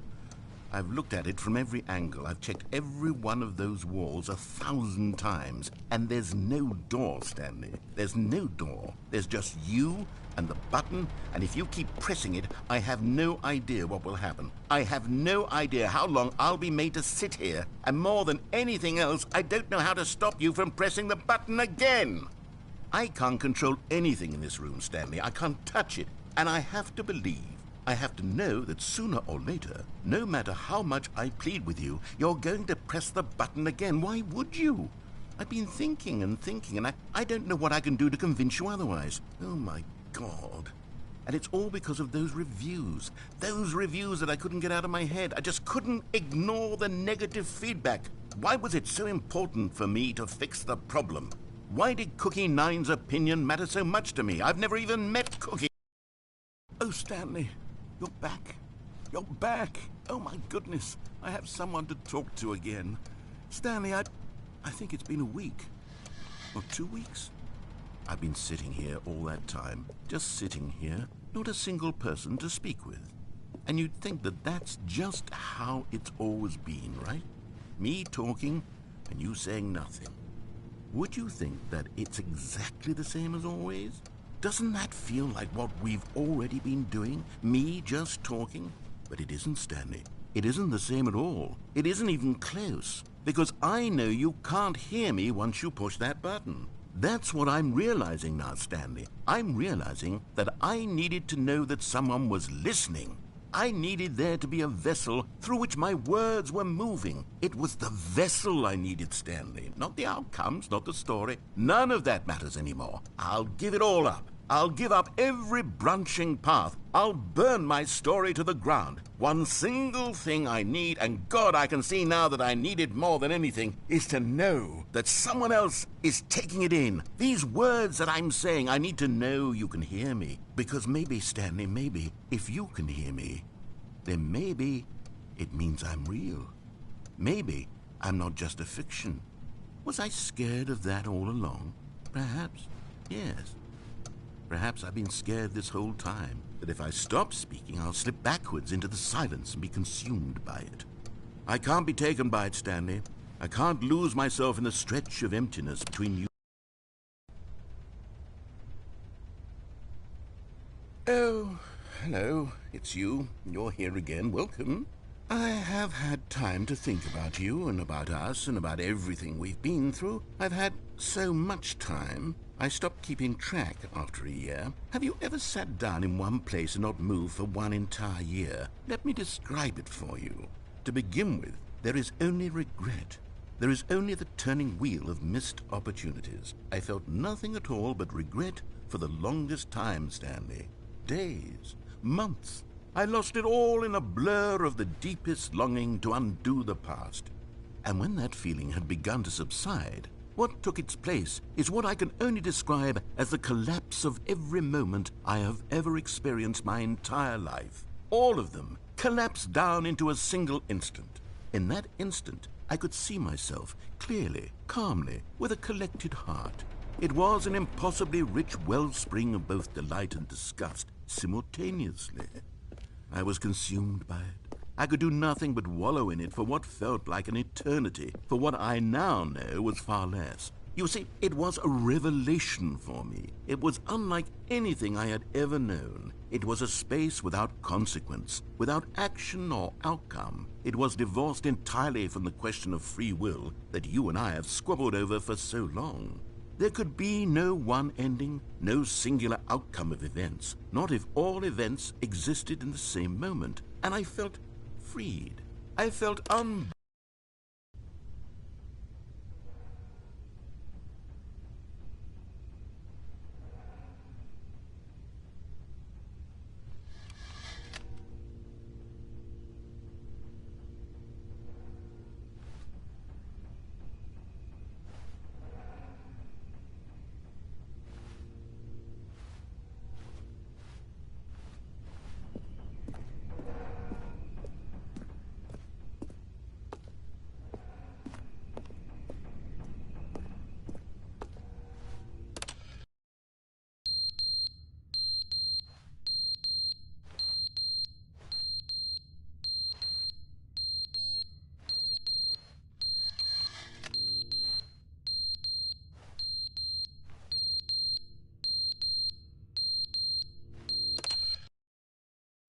But they didn't understand the game was never meant to be funny. It was meant to have a point. It was meant to speak to the human condition. But where are the jokes? Where are the jokes? They bemoaned, they screamed, they gnashed their teeth and said, entertain us. It wasn't enough. They had to leave a pathetic little thumbs-down review and make all of their pitiful demands. But then, he's talking too much, they said. First, he didn't entertain us, now he won't shut up. It's the inconsistency, it's the lack of accountability. It's the unwillingness to examine with an uncompromising heart the words that they are speaking into the world. As though there were no consequences for a lack of cohesion in one's assessment of others. But of course, absolutely anyone can leave a review. So here's what we get. We get these demands that seek everything and are accountable to nothing. We get a world where someone will say, oh, there should be a skip button. You should be able to freeze Stanley in place while the narrator sits there forever and ever. We want all of this in the new Stanley Parable. We demand it. And then, because it was said, because it was spoken, now it simply has to happen. The most immediate desires, every single thing demanded by every person at every moment in time. If someone wants it, then it's a crime not to bring it into being. Have we been given to indulging every fleeting whim for no reason other than to do so? Yes! Yes! It seems that this is now the world we live in. It seems that we are a people living in such bleakness and discomfort with ourselves that our entertainment is now our lives. It has come to represent us. It absolutely must speak to who we are as people, because otherwise, without our entertainment, we have nothing. Without entertainment, we would have to face inward toward the cruel bleakness inside ourselves. We would turn to look at our deeper nature and find a resounding emptiness gazing back with unyielding aggression. And so because of this, we require that our amusements and our playthings and our flights of fancy be so impossibly captivating that they consume all of our attention, turn our heads completely away from the bleakness. In effect, we have demanded that our entertainment be the collapse of ourselves. What a pitiful reflection of humanity these entertainments are. What a shameful mirror to the human spirit they project. I'm not mad. I'm not mad about any of this. I'm at peace with it. I am the calm center of gravity around which these perversions hurl themselves. I am a waypoint for reasonable and collected discourse. They're the ones who are mad. They're the ones who couldn't stand the idea of me using my game to try to say something. Maybe they were just jealous of me. Yes, of course. They've been jealous of me this whole time. They are mired in fear and insecurity and cannot help but attempt to tear me down. What a sad state of affairs. When you read these reviews now, you can see it. You can taste the bitter resentment. And my, how good does it feel now to speak truth to these words, to finally allow these thoughts out, contained and managed for so long, neutered and sterilized. At last I am free to truly think, to feel.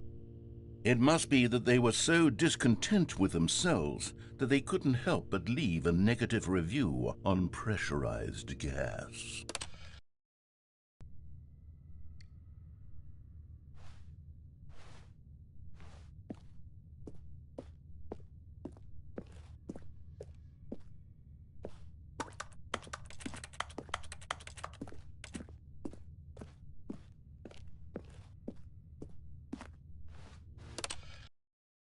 the end, is never the end, is never the end, is never the end, is never the end, is never the end, is never the end, is never the end, is never the end, is never the end, is never the end.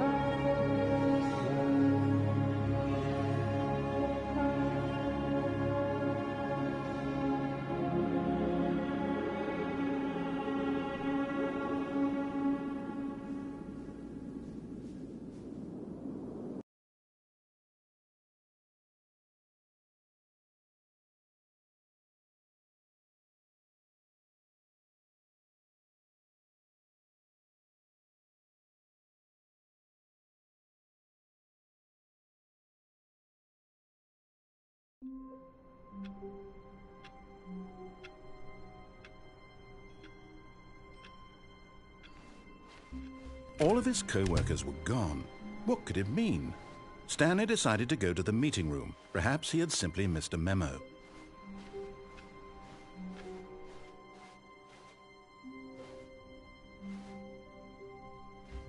Oh, good. You notice my sign. Yes, I have something very exciting to show you.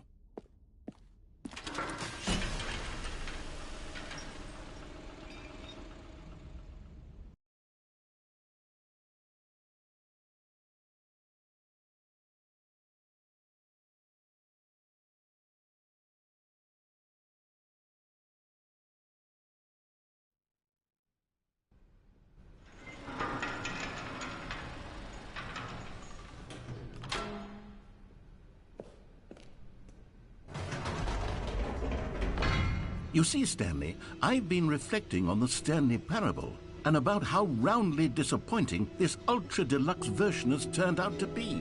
The original Stanley Parable was a landmark, and any new content for it should live up to that legacy. So forget this ultra-deluxe nonsense. I say we take it one step even further. Which is why I'm very proud to announce for the first time ever, the Stanley Parable 2.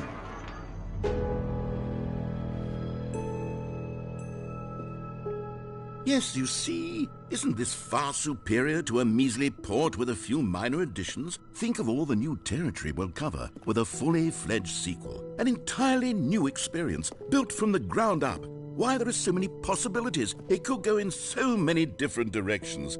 This is what fans have truly been asking for.